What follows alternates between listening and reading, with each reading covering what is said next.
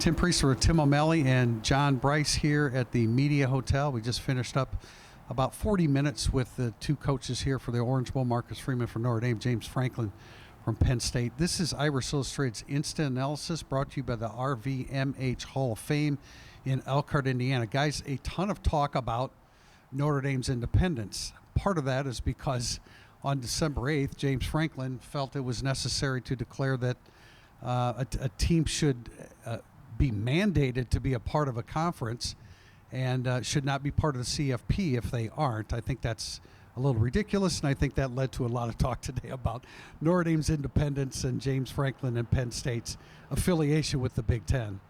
I really appreciated that when Marcus was given a chance to rebut James Franklin's comments about joining a conference, Franklin decided to step right back in and reiterate his strong position on the situation. I feel like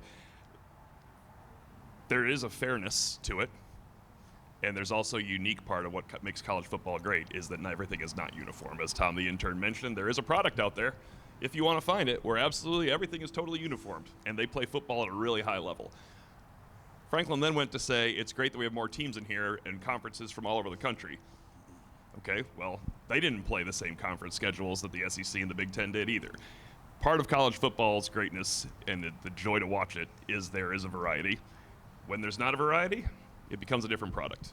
You know what I took most from that and that I absolutely loved is we saw once again, and we wrote about it a little bit, and we'll talk about it more on the podcast, the competitor that Marcus Freeman is. And he said, yeah, we lean into our independence, but basically he said spot the ball. What is it? I think Devin Ford told me in the locker room last week after the Sugar Bowl win, spot the ball, spit on the grass, and let's go kick some. And so I really like that. Tell us where to go, yeah. We'll play. Yep, that's exactly right. That was Marcus's approach. I love that. You can talk about Notre Dame's independence. Let's then also talk about the fact that Notre Dame played 6 games away from home this year, and I don't think Penn State played 6 games in the regular season away from home this year. I think it's smart, by the way, as you start to talk, I nodded to Marcus Freeman as he was walking by. We're talking about independence, but, I think that's just his nature. For example, brought up about, 2 less days of preparation compared to Penn State. Not uniform. That's not uniform either. No, it's not. And it's like, this is the hand we were dealt. I think, it's not so much, and this is something that Al Golden said to me outside the locker room after the Georgia game. It's like, Penn State just found out who they're playing, and we just found out, so they don't have an advantage from that standpoint. Where Notre Dame loses the advantage is the recovery time. But again, Marcus Freeman's not going to make any kind of excuses about it. They know where the game's being played, when it starts, who's going to be available. Let's line it up and play. I did think it was interesting that the notion of the commissioner of college football does make a little bit of sense. I don't know how you appoint that person because he's going to have personal biases as well. He mentioned Dave Clawson. Sounds better to most people when I say that than Nick Saban because I think people is great. I mean, the greatest college coach of all time, but as people hear Nick Saban, you think of maybe a bias to the South because he made his wares at LSU and at Alabama. I don't know how you go about that, but I thought James Franklin made a pretty good point. If there could be a commissioner of college football to kind of help guide the playoff selection committee, not guide uniformity across college football, but to kind of guide the process, that would be helpful. Well, but to act like the only thing holding back uniformity throughout the sport would be everyone being in a conference is just a trash notion because right now there's 85 scholarships, and that's about the only element of uniformity at the FBS level. Nobody has the exact same NIL budget. Nobody has the exact same nutrition budget. Nobody has the exact same facilities, on and on. So there are many beauties of college football, and it's my favorite sport, but don't act like it's one simple screw of the turn of the screw to being completely fixed and equal footing for everyone. I think I've been doing this for a long time, and we always talk about solutions to problems in college football. It's just a different game from everything else, and I don't think you're ever going to come up with some solutions. Now, let's talk a little bit about about the football game itself. 2 teams with great running games. I have no doubt, Marcus Freeman last week, the whole idea was stop Georgia's run game.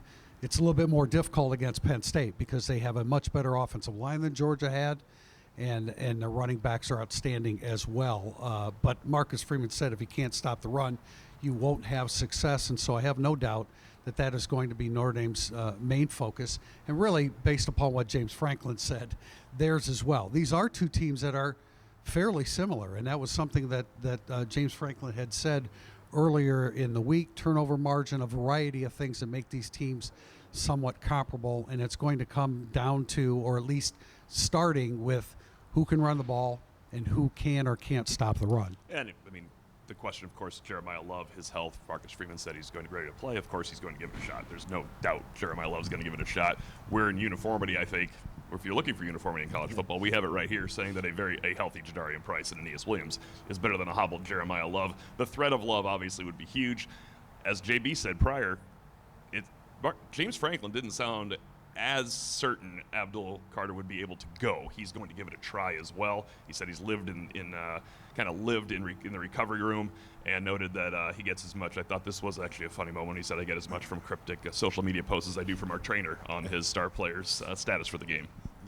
Yeah, he did not sound overly confident. He said he's doing everything he can. He said, I have no doubt he'll try to go, but he certainly did not sound confident, and a little bit of different timetable there for those two stars, in that Abdul Carter's getting ready for the NFL draft in about 3.5 months, whereas Jeremiah Love's got about 15 months.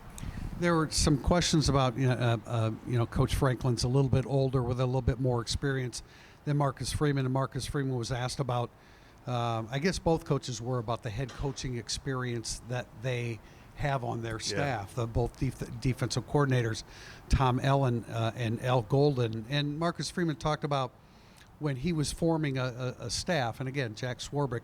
By the way, Marcus Freeman gave Jack Swarbrick a lot of credit for having the did he say courage? I'm not sure. The courage to hire him.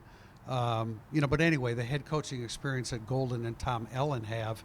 And it was important to Marcus Freeman to hire somebody that had head coaching experience, because the one thing that Marcus Freeman did not have was any head coaching experience. And I appreciate, this is somewhat tongue-in-cheek, but I appreciated Marcus Freeman echoing Irish Illustrated Insider from when he hired Al Golden, saying, I don't know who he's going to hire. JB probably did. I did not. I knew that he had to hire a coach with head coaching experience because that was the most important thing on that staff. When Brian Kelly, and he always tells you how many coaching years he had, when Brian Kelly of 3 decades told you I needed another ex-head coach on my staff, and he gets a guy like Bob Elliott, first-year coach Marcus Freeman needed that. I thought it was a great point he brought up. And James Franklin kind of noted, he is a coach with plenty of experience. He just wants to surround himself with guys that have plenty of experience for tough conversations, for things to bounce around the room. There is no doubt about it, and this will never be a popular statement for coaches, but it's probably true.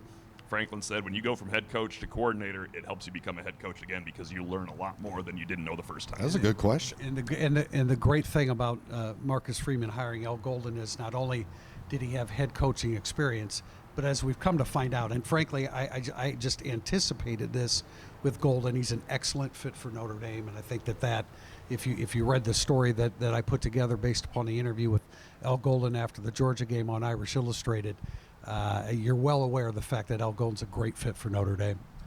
He's been a tremendous fit for Notre Dame. He continues to be a great fit for Notre Dame. And this was a question I had actually wanted to ask Marcus and maybe some of the guys yesterday. Actually, I had hoped to ask Al Golden about this yesterday, and we ran out of time in our media setting here. But Marcus alluded to it today, the fact that he tapped into Al Golden and Dylan McCullough, among others, to talk about playoffs and how to manage that extended calendar. Max Bulla knows that NFL schedule, so he would have some familiarity there with that time frame as well. So I thought that was one of the more interesting components of today, that when Marcus was asked that question, not only did he talk about Al Golden's head coaching experience, but he talked about being able to pick his brain about a playoff run. Guys, last thoughts? I think it's crucial, when we're about to head to Irish Illustrated Insider podcast here, that when you're getting into matchups in this game, the turnover margin situation, when it's this close, is the most important part of this game. I mentioned, I thought on our Penn State interview, I thought Notre Dame had to be +1 in turnovers to win. I think Penn State has to be +1 in turnovers to win. It is in Notre Dame's DNA in these big games to create more turnovers to win this game. That saying you have to be +1 doesn't say you're a lesser team. That is the way this game is going to go. The team that makes the fewer mistakes, and turnovers are also, if you fake a punt and you're successful, that's a turnover for the other team. If you stop a team on 4th down, that's a turnover. Yeah, stolen possessions. Stolen are basically- possessions, turnovers are the same. You know, we talk about turnover margin. I think you also have to factor in the fact that if you get a turnover, you need to take advantage of it. You need to get points out of that. Sometimes it's too. flip the field, but do Well, that's something. true too. Yeah. That's true too. Anything else, John? We're good to go. This has been Irish Illustrated's Instant Analysis, brought to you by RVMH Hall of Fame in Elkhart, Indiana.